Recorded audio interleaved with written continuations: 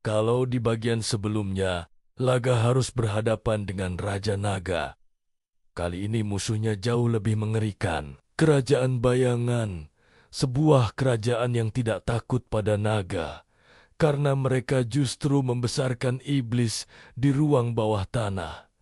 Istana mereka, dan sekarang mereka ingin menjadikan Laga, si gembala kambing berdarah naga, sebagai raja mereka. Angin malam tiba-tiba membawa suara lirih. Anakku, Laga, terbangun dari tidurnya. Kristal peninggalan penyihir tua yang selalu ia bawa kini berpendar gelap. Suara itu terdengar lagi. Ayahmu memanggilmu. Jantung Laga berdebar kencang. Aku tidak punya ayah, gumamnya pelan. Tapi kristal itu berdenyut seolah menjawab, darahmu adalah kunci menuju tahta kerajaan bayangan. Keesokan paginya, firasat buruk itu menjadi nyata. Langit yang seharusnya cerah, tiba-tiba menghitam. Sebuah gerbang kabut raksasa terbuka di udara. Dan dari dalamnya, 3 satria berjubah hitam turun menunggangi kuda iblis. Pemimpin mereka menatap Laga dengan dingin. Laga, katanya. Raja bayangan memanggil putranya untuk pulang. Laga mengepalkan tangannya. Aku bukan anaknya. Satria itu tidak bergeming. Darahmu yang menentukan, bukan ucapanmu. Mereka mengangkat tombak hitam mereka serempak. Menolak berarti perang. Bayangan kehancuran desa kembali terlintas di benak Laga. Ia tahu, jika perang terjadi lagi, desanya yang damai akan menjadi korban. Setelah pertarungan batin yang hebat, ia akhirnya menyerah. Aku akan datang, katanya dengan berat, tapi jangan pernah sentuh desaku.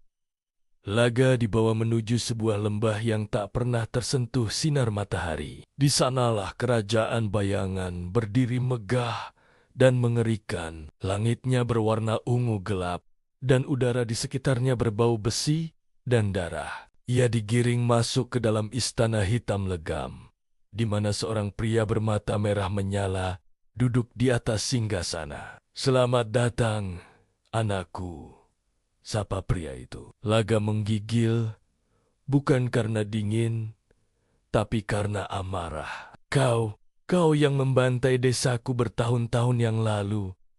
Raja itu tersenyum tipis, senyum yang membuat darah terasa membeku. Aku hanya sedang mempersiapkan dunia untuk kedatanganmu. Raja bayangan bangkit dari singgasananya. Kau salah paham, anakku. Kau bukan hanya pewaris naga. Ia mengangkat sebuah tongkat yang di ujungnya berlumuran darah. Kau adalah sebuah gerbang hidup. Gerbang yang bisa membuka penjara dewa kegelapan. Laga terperanjat, tak percaya dengan apa yang didengarnya. Apa maksudmu? Raja itu tertawa. Kau diciptakan untuk satu tujuan. Memanggil kehancuran. Darah Laga mendidih. Aku bukan senjata. Bukan, jawab Raja. Kau adalah takdir. Di tengah keputusasaannya, secercah harapan muncul. Saat dikurung di ruang bawah tanah, Laga bertemu seorang gadis berjubah abu-abu bernama Ceres. Aku akan membantumu kabur, bisiknya. Mereka pun menyusun rencana pelarian. Dengan susah payah, mereka hampir berhasil mencapai gerbang luar istana. Tapi tiba-tiba, Ceres berhenti. Maafkan aku diperintah untuk mengujimu. Seketika, pasukan iblis mengepung mereka dari segala arah. Hati Laga hancur. Kenapa semua orang selalu anati aku? Teriaknya penuh amarah dan luka. Tanpa sadar, sepasang sayap naga transparan muncul dari punggungnya, dan api kemarahan membakar lorong istana.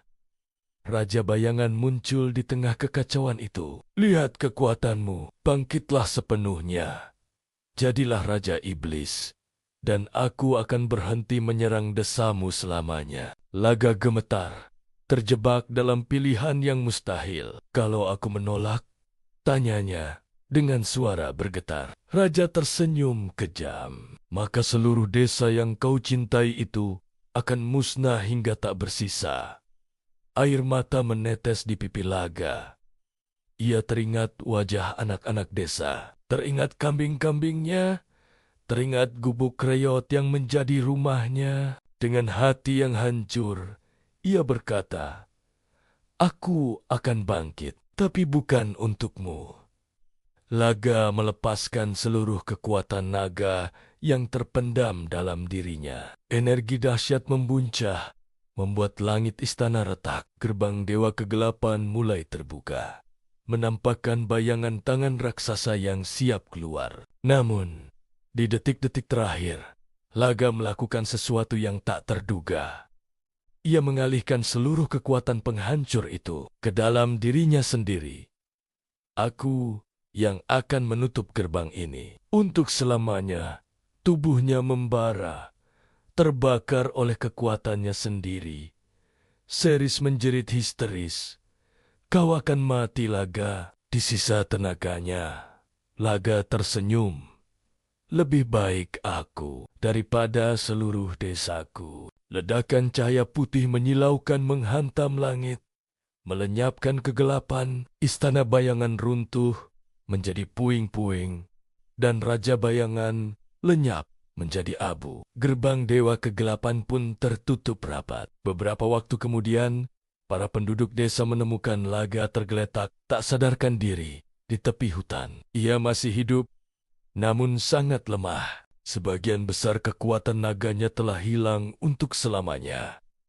Tapi pengorbanannya tidak sia-sia. Desanya kini aman. Seris, yang merasa bersalah, memutuskan untuk tinggal di desa dan menebus dosanya dengan membantu warga. Dan Laga, ia kembali menjadi seorang gembala kambing. Namun kini, setiap kali senja tiba, angin seolah berbisik di antara pepohonan, membawa pesan untuk semua orang. Naga langit masih menjaga kita. Terima kasih sudah nonton sampai akhir. Menurut kalian, apakah kekuatan naga Laga akan kembali suatu saat nanti? Tulis pendapat kalian di kolom komentar ya. Jangan lupa like, subscribe, dan sampai jumpa di cerita selanjutnya.